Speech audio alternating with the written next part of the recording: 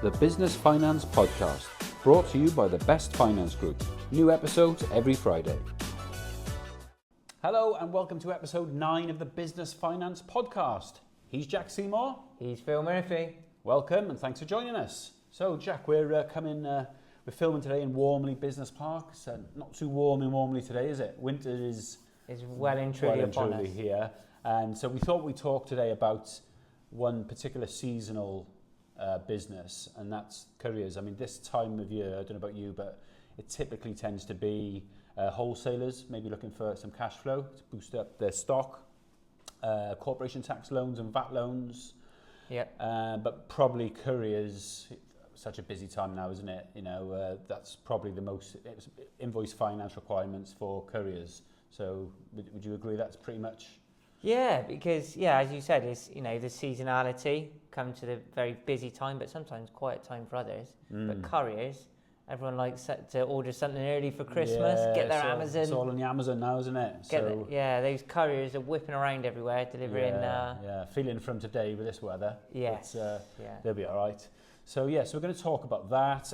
We'll talk about typically what you need to be able to get an invoice finance facility, because you can do new starts. If you're a new start courier business, you can get invoice finance facilities, but there's a few things that we need to touch on. We'll talk about the Courier exchange and other exchanges like the same day courier network. We'll just briefly explain to our listeners and our watchers what it's all about and what they need to do if they need finance. So let's start off then. So actually, Couriers, I think during COVID, I think that kept me sane, because it was very quiet, wasn't it? It was very quiet, and actually probably people setting up courier businesses and actually temporary staffing agencies that were providing staff to care homes was the two sectors that actually boomed during COVID. Sure. So I did a lot of Couriers during that time. I think it's worth touching on. So a lot of people might start with the Courier exchange, for instance. Mm-hmm. So I think we'll talk about what a funder will look at. I know you've done quite a lot recently. So someone comes to you then, Jack, and they say, right, I've just set up a courier business. When you're speaking to them, what's the first things that you're going to ask them? Yeah, so I'll be saying, how much you're looking to turn over, because then that gives it in the next 12 months, so set a time frame to see what size and scale that courier is going to be, potentially.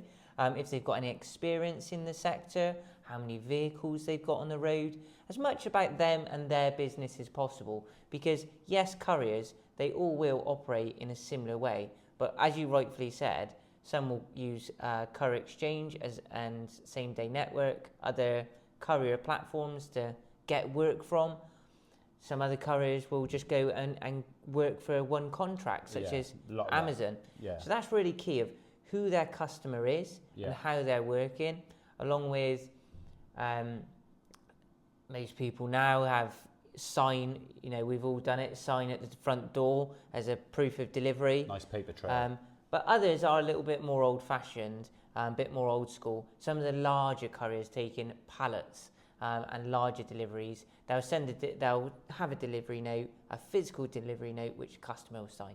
So it's just getting an understanding of to summarise, how that courier is working, what they're looking to do, and potentially some of the challenges that they foresee that they might have or that they're currently having. The only times that we find it very difficult to help is if someone has just started on the Courier exchange, they've got one van, and they've just started raising their first invoices, so they might have a £250 invoice, or if they're like a £500 invoice.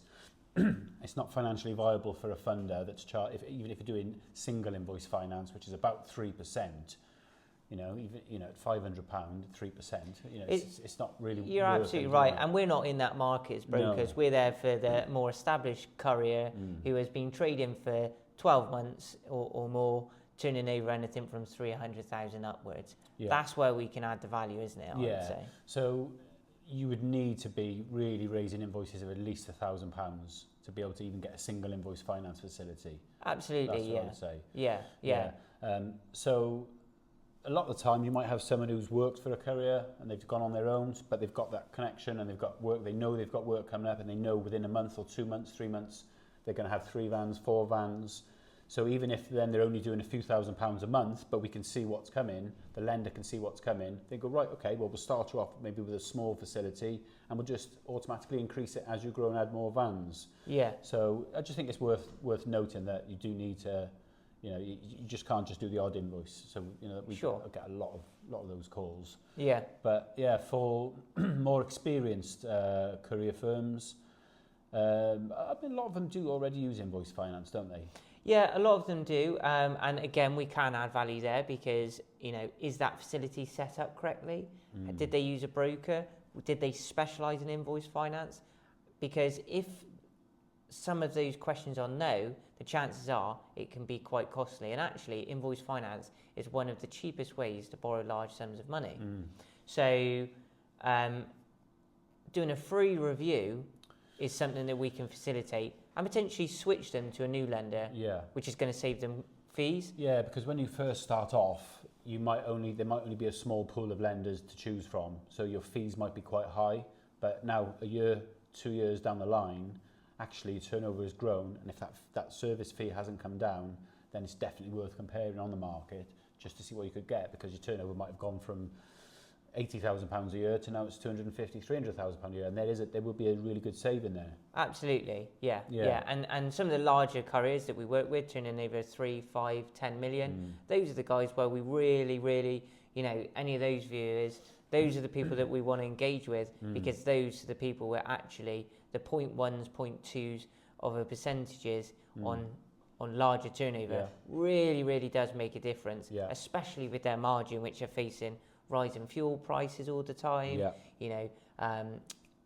finance on vehicles, which we do through asset finance, obviously something which we won't talk about today, but and these overheads and paying the staff on a weekly wage, that's a real big driver and a real big squeeze, because we hear this time and time again, or I do especially, and I'm sure you do, Phil, as well, that business is going great, they're winning these new contracts, they're increasing their turnover, but actually what they're finding is come the end of the week, they're just struggling to hit the wage bill because they're still waiting for those invoices to get paid. And some of their customers aren't necessarily bad payers or slow payers.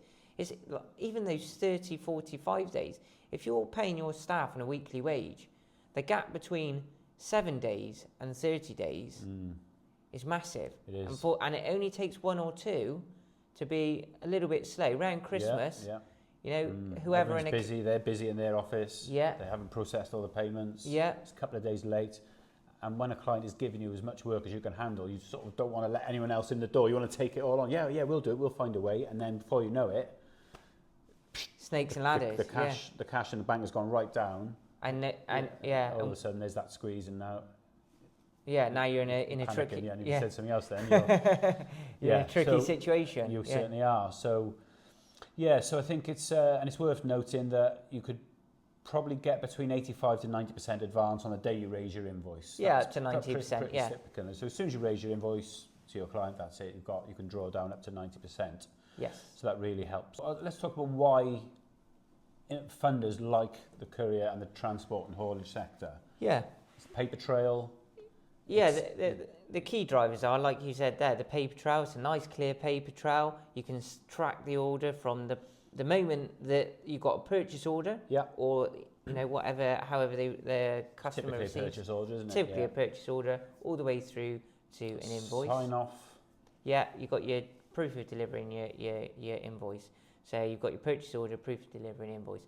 Nice and easy. The funder likes that. So they've got a paper trail. So God forbid, if anything happens to your company, at least they can then collect out that money. And not only that, is having that bad debt protection built in, that credit insurance built in. Because if it's more for if your customer, were to go under, how can the lender collect the money that they've advanced to you and effectively your money to get that back? And if you have credit insurance built into it, brilliant.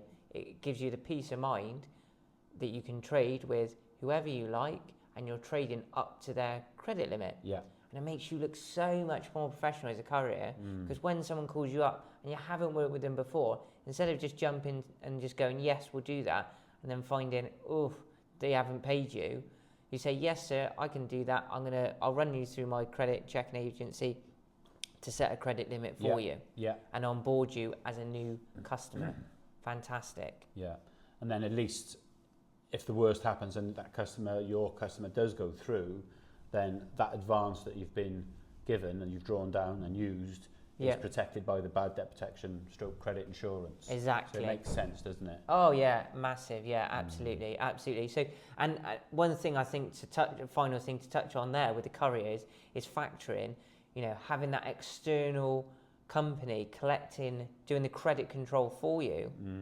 For many small couriers, they're on the road all the time. Yes. If it's anybody up to five employees, you don't have the time to be chasing those invoices. No, that's right. So, and that's all built, that cost is all factored, excuse the pun, but factored into the price. Your fee, yeah. And if you're the larger courier and you have got those systems in place and you've got the ability to do it yourself, you can do it yourself through invoice discounting. Yeah.